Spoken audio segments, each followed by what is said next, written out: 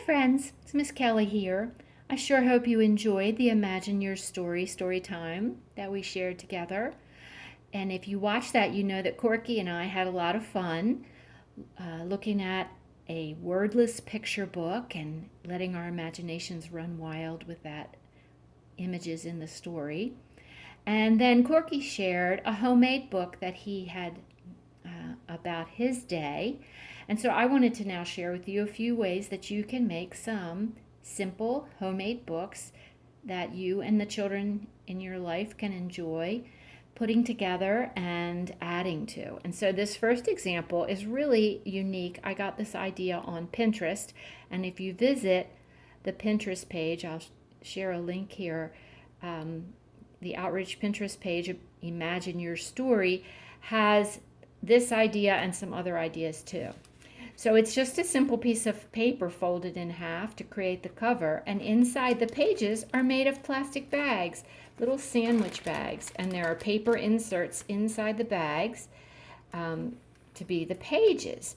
And so I want to show you, I simply taped those together one by one. So we'll put one more page in here in the back, one more bag with a piece of tape. Fold that over, and then we'll put a second piece of tape here, binding it to the back cover. And now we can open that up, and I have this little piece of colored paper to be the insert. Put it in and seal it up. And so the children can then add their images. So they could be, in this case, pictures cut and pasted from a magazine and pretend they're going on a camping adventure with their sleeping bag and tent. But the children, of course, could all color their own pictures. They could put in pictures from a coloring book. You could put in actual photographs of things that the children are doing through the course of their day, sort of similar to the one that Corky shared in the longer video in the story time.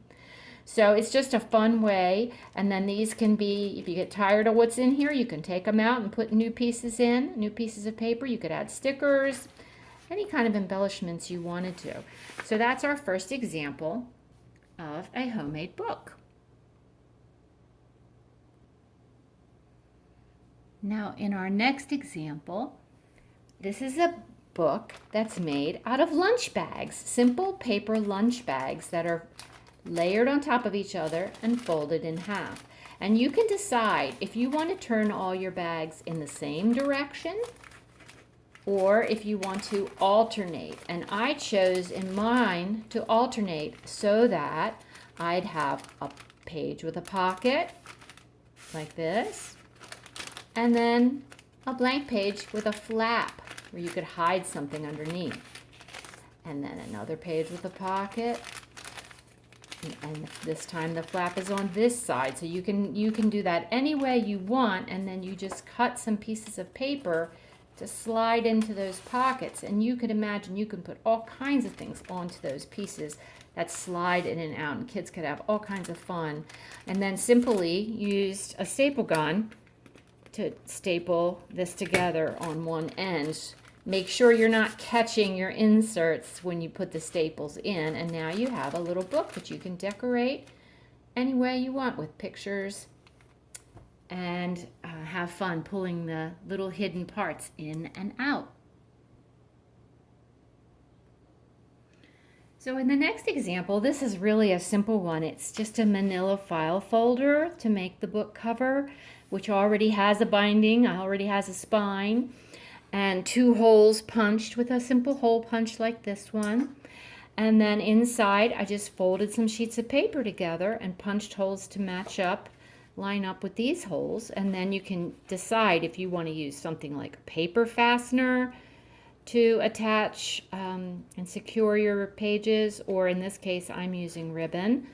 And then you can decorate the cover. Maybe you want to use markers or crayons to draw your own cover and your own illustrations. Or again, you could use any kind of illustration you wanted. Paintings, drawings, cut and paste, whatever your imagination leads you to try. Okay, so for our last book, this is the one that Corky shows in the video, and it's in an almost finished state here. So again, I have a big piece of colored paper that I folded in half, but you could use any kind of paper that you have at home, or even a big piece of heavy cardboard. And Corky had me take lots of photographs of him, and so we pasted those onto the pages that we put inside. And I even did one as a full spread on the center fold of the thing, and all I did was just simply help Corky with his glue stick so he could paste his pictures in the order that he chose, because sequencing is such a great skill to practice with children. Let them take pictures as they go through an activity or go through their day, and then think about what order, what came first, what was next, what was last, and think about how they want to sequence that. So maybe if you're not interested in a wordless picture book, you might want to have a picture and a blank space and let the children dictate captions to you, which if they're pre-writers, you could write into the book for them, or if they're older children, they certainly could do their own text. But the sky's really the limit on using your imagination and letting this go. And so I did this one just a little bit differently with 2 holes, but this time tying a bow. And this way I'll be able, if Corky decides he wants to add some more pages, we could untie it and add more papers in and take more papers out, etc. You have some flexibility then. And we can decide how Corky wants to decorate his cover. Maybe we'll take a special portrait to put on there. So those are just a few ideas, but you certainly can find so many more online, and have some fun creating a book of your very own. Imagine your story. Bye.